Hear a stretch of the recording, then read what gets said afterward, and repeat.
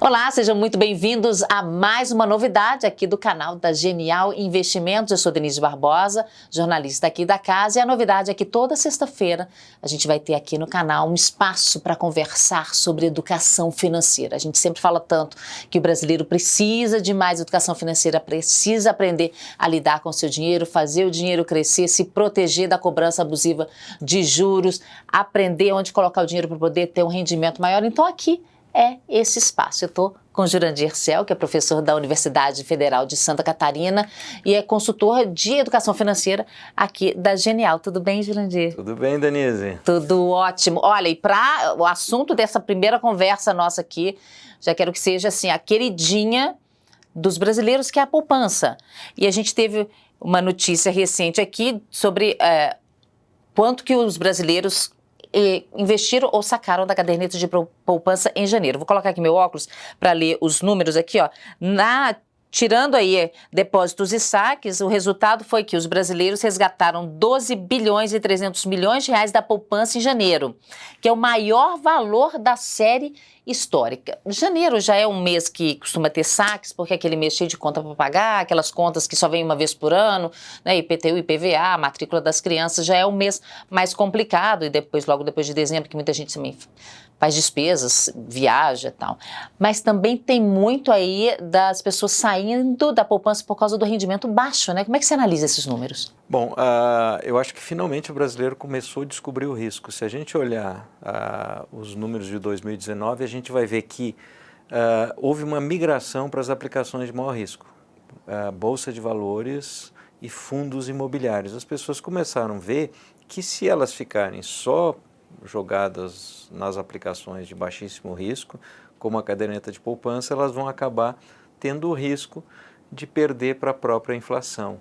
Então, aplicar na caderneta de poupança, hoje, a gente precisa entender que a gente acaba pagando para colocar o dinheiro lá, porque a gente vai ter um rendimento menor do que a própria inflação. E isso já é certo, já pegando, é certo assim, a gente tem que pegar a previsão para a inflação, mas pegando a previsão para a inflação e o rendimento da poupança, se essa previsão se concretizar, realmente vai perder. Se a gente pensar que a Selic está 4,25 e que a caderneta de poupança só paga 70% da Selic, o que vai acontecer? As pessoas vão ganhar 3 e pouco por ano, o que é muito pouco, menos do que a inflação projetada e, na melhor das hipóteses, 4%.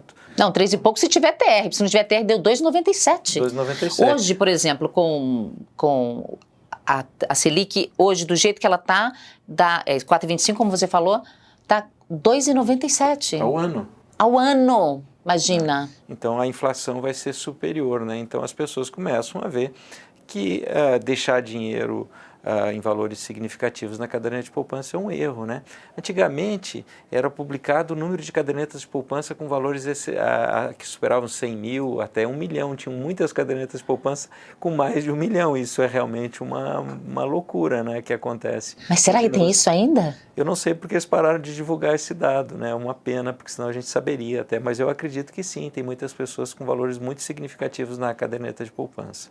Gente, de onde saiu esse apego todo? Bom, a gente precisa entender que a caderneta de poupança, ela tem aí 170 anos, ela faz parte da história de muitas pessoas, tem muita gente que ainda guarda lá a sua primeira cadernetinha de poupança. E a caderneta de poupança não é um investimento horrível. Para muitas pessoas faz sentido, pessoas que não têm acesso à internet, pessoas com baixa cultura, enfim, que têm dificuldade, muitos brasileiros em muitos rincões do Brasil, a caderneta de poupança ainda é um instrumento que essas pessoas podem utilizar. Agora, quem está nos vendo aqui na internet é porque já tem um domínio da internet, então não faz mais sentido deixar na caderneta de poupança perdendo dinheiro, né? Mas agora tem uma coisa estranha, assim, eu vejo pelos meus amigos, assim, que eu tento convencê-los, são profissionais liberais, gente com curso superior, mas parece que é difícil pensar no dinheiro, né? Parece que a pessoa não quer evitar aquele assunto. Não, tá tudo bem, tá tudo certo, deixa lá do jeito que tá. Parece que é difícil pensar, né? As pessoas evitam. Nós brasileiros, nós temos muita dificuldade de lidar com o dinheiro. A gente tem ainda uma série de traumas, nós vivemos muitos anos com uma inflação muito elevada e a gente tem uma certa vergonha de guardar. O brasileiro ainda acha feio guardar, parece que eu estou escondendo dos outros, a gente acha que a gente precisa circular, etc. Né? Se você vai nos Estados Unidos, é comum as pessoas chegarem lá e dizer, não, eu invisto tanto, eu tenho tanto, eu guardo, etc, etc, etc. Né? Aqui no Brasil as pessoas evitam falar, né? Eu gosto de dizer que dinheiro talvez seja o último grande tabu da nossa sociedade, né? A gente fala de quase tudo, né? Mas de dinheiro sempre é uma coisa que espanta as pessoas, né? Elas ficam com vergonha de falar, etc, né? Ainda causa constrangimento para a gente precisa quebrar isso. Pois é, acho que também algumas pessoas podem achar, fica com vergonha, parece que está ostentando.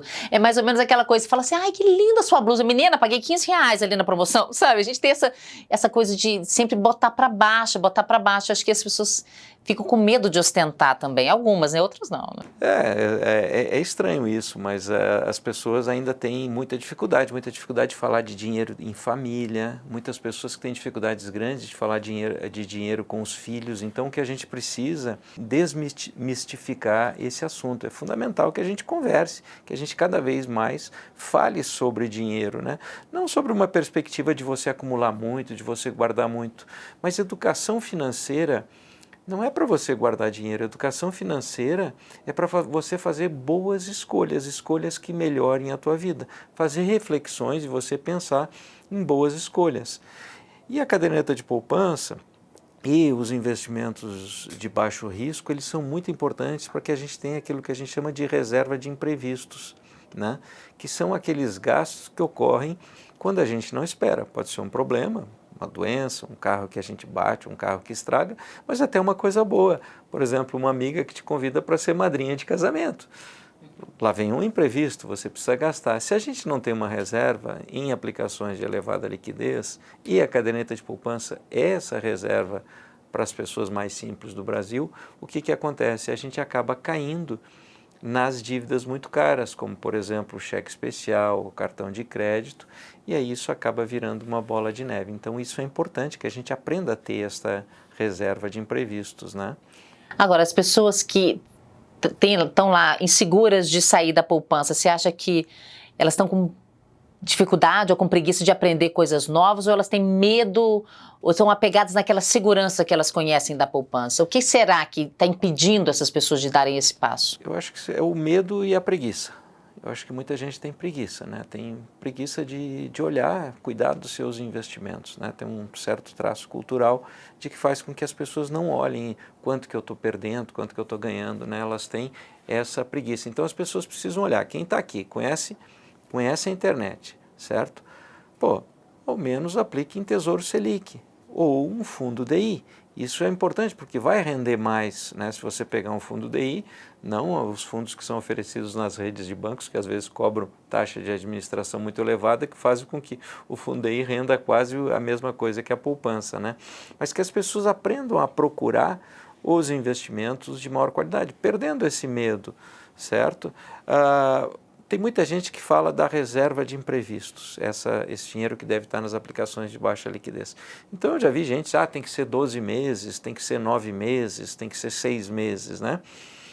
Claro, era simples fazer isso quando a Selic era 14%, 12%, você deixava uma quantidade grande. Agora, hoje, a gente precisa entender que ao fazer essa reserva de imprevistos, a gente está pagando para fazer. Ela é importante. Portanto, 3 vezes os nossos gastos mensais já é suficiente. Mas por que está pagando para fazer? Porque, veja, se eu estou ganhando 2,95 na caderneta de poupança. 97, é. E você vai ter 4%, 4,5% de inflação. Mas a reserva de emergência não precisa estar em poupança, ué? Não precisa estar na poupança. Se ela tiver em Tesouro Selic, você já não perde. Na verdade, se você olhar o Tesouro Selic, se você for ver o Tesouro Selic, também vai estar perdendo para a inflação, porque a gente tem 4,25%, mas a gente tem ainda o imposto de renda, que pode chegar a 22%, e tem ainda a taxa alta da CBLC de 0,25% ao ano. Se a gente for ver no final das contas, a gente vai também estar acabando perdendo para a inflação. Então não tem nenhum investimento que possa estar a reserva de emergência que não perca para a inflação? Infelizmente não.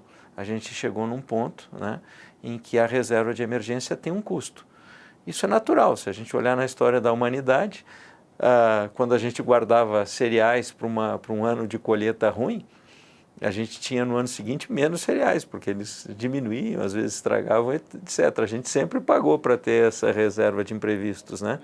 Então tem um custo ter essa reserva de imprevistos, mas a reserva de imprevistos não precisa render muito, ela precisa evitar que eu entre nas dívidas muito caras, como por exemplo, cheque especial, cartão de crédito.